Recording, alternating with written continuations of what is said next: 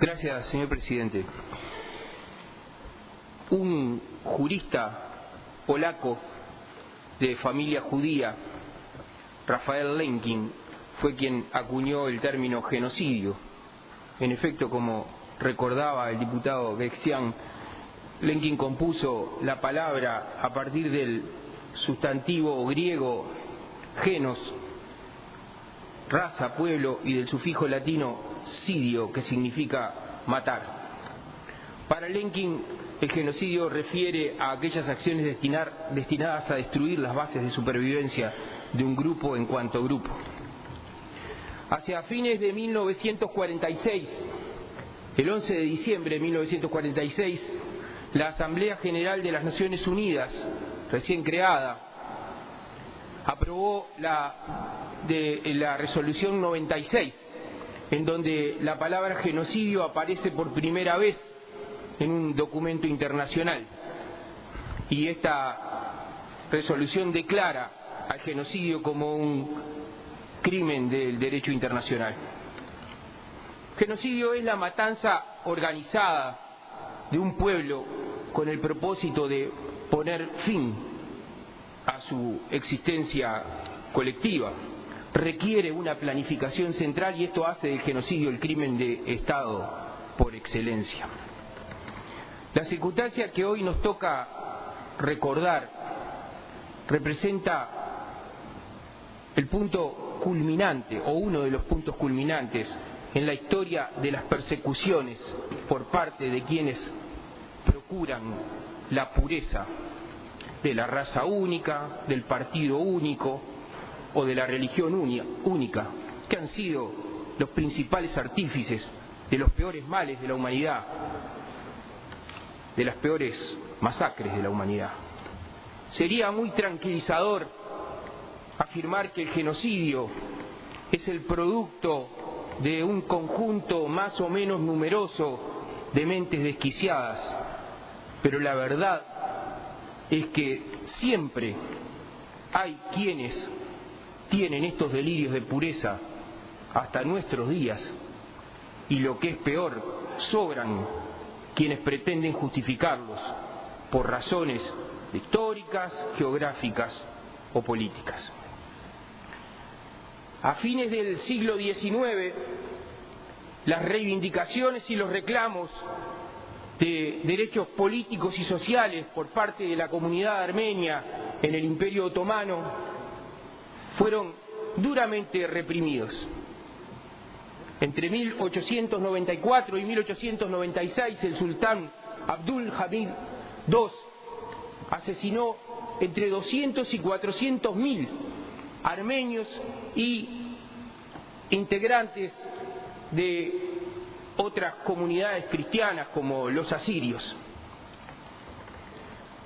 Pues bien, el entusiasmo que despertara la rebelión contra el sultán por parte del movimiento de los jóvenes turcos fue efímero. A poco de andar se hizo evidente que los jóvenes turcos, muy progresistas ellos, también habían llegado para buscar la pureza del imperio. Y cuando el Imperio Otomano participa de la Primera Guerra Mundial en lo que se dio en llamar la Alianza de las Potencias Centrales, era necesario un pretexto para homogeneizar las opiniones, para amontonar las voluntades, para apelar a la unidad de la nación, que las apelaciones a la unidad siempre requieren de pretextos nobles, aunque no siempre garantizan objetivos nobles. La unidad nunca debería ser un fin en sí mismo. Era necesario un enemigo. La explosión de la Primera Guerra Mundial no hizo más que agudizar el calvario para los armenios, que habían sido elegidos por el imperio en decadencia, por el imperio en decomposición, como el pretexto ideológico. Eran ellos, los armenios, el cuerpo extraño, peligroso. Eran ellos, los armenios, el enemigo interno a ser combatido. La primera fase, recién era mencionada por el legislador preopinante, los arrestos de los intelectuales. El 24 de abril de 1915, 325 miembros de la comunidad armenia fueron detenidos por parte de las autoridades del Imperio Otomano, y en los siguientes días la cifra llegaría a alrededor de 600 personas.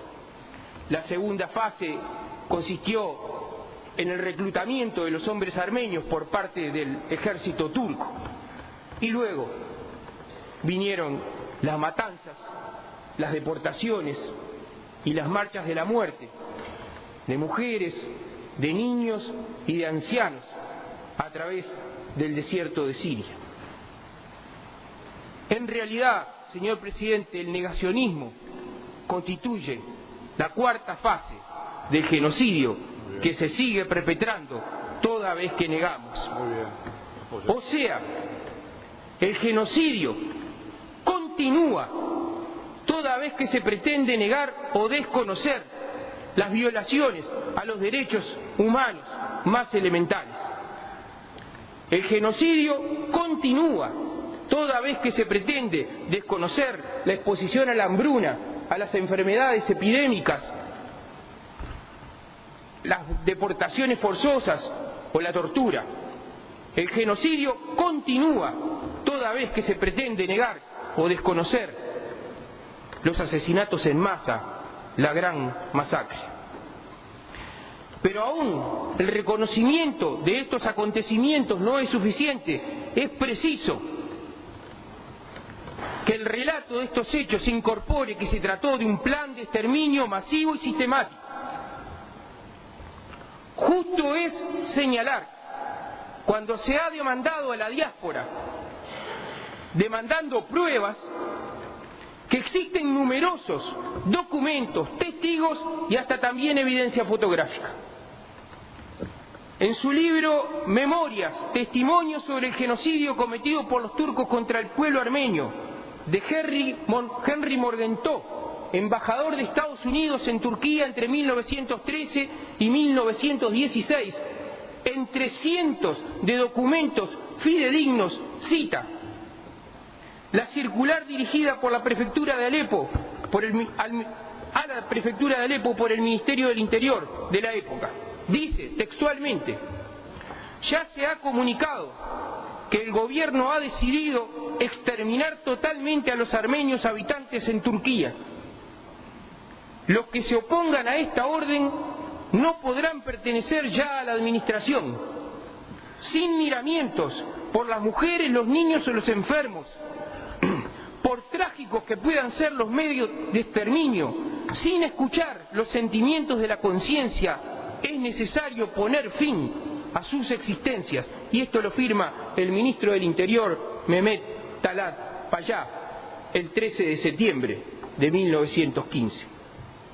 Son numerosos los documentos, los testigos y la evidencia. Sin embargo, el exterminio por parte del Imperio Otomano, liderado por los jóvenes turcos, perpetrado entre 1915 y 1923, fue sistemáticamente ignorado por razones políticas durante muchísimos años, y aún hoy en día continúa siendo ignorado por gran cantidad de estados. Estamos hablando del primer genocidio del siglo XX, y esta constatación es en sí misma una derrota para nuestra especie. Porque hablar del primer genocidio del siglo XX quiere decir que a estos hechos tan dolorosos y que significaron la desaparición física de casi 2 millones de armenios, le sucedieron otros. Porque hablar del primer genocidio del siglo XX quiere decir que no fue el último. En 1939, en una reunión con sus comandantes, una reunión de motivación para el exterminio del pueblo judío, Adolfo Hitler Así expresa esa pregunta que recordamos aún con consternación y que cuyos ecos atraviesan las décadas y llegan hasta nuestros días. Decía Adolfo Hitler: ¿qué problema va a haber con matar a todos los judíos? ¿Alguien se acuerda del pueblo armenio?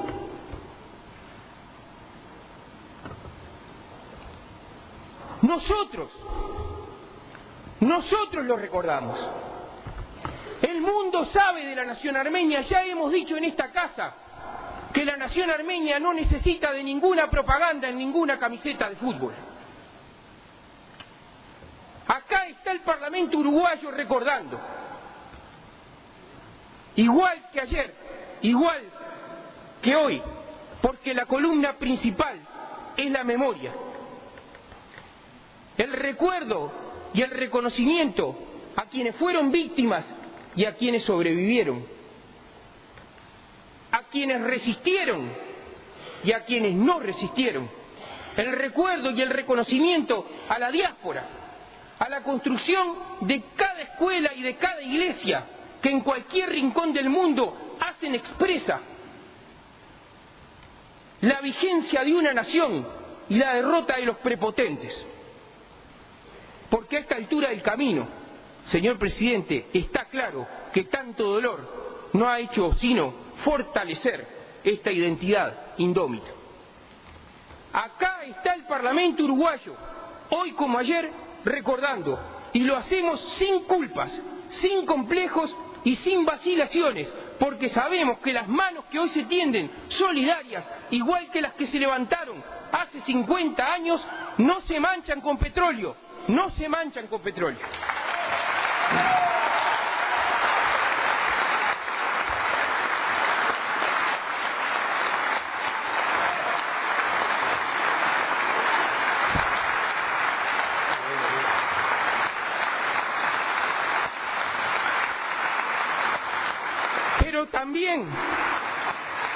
Pero también está claro, señor presidente, para todos nosotros, que es preciso insistir en la recordación de estos hechos. Hoy, más que nunca, es preciso insistir para demostrar que los intentos de opacar esta conmemoración son estériles. No es Galípoli, señoras y señores, es el martirio de todo un pueblo.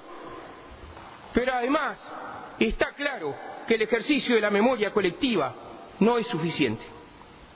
Otra vez tenemos que reclamarnos una autocrítica profunda sobre la forma y la doble moral con la que solemos juzgar los acontecimientos históricos. Ya hemos pasado demasiado tiempo buscando la seguridad de una protección ideológica que nos brinde la sensación de tener todas las respuestas de una vez y para siempre. Y además, no es extraño que en más de una ocasión seamos condescendientes con el accionar de los gobiernos que reprimen a quienes piensan y sienten diferentes en aras de presuntos ideales de beneficio social. Una y otra vez encontramos pretextos y enemigos para justificar a los opresores. No nos suena tan distante esto. Los orientales solemos exponer con orgullo la situación de haber sido el primer país del mundo en reconocer el genocidio contra el pueblo armenio, en el cual tuvo un rol protagónico, hoy se mencionaba aquí, el doctor Enrique Martínez Moreno y la bancada de legisladores de la lista 99 del Movimiento por el Gobierno del Pueblo.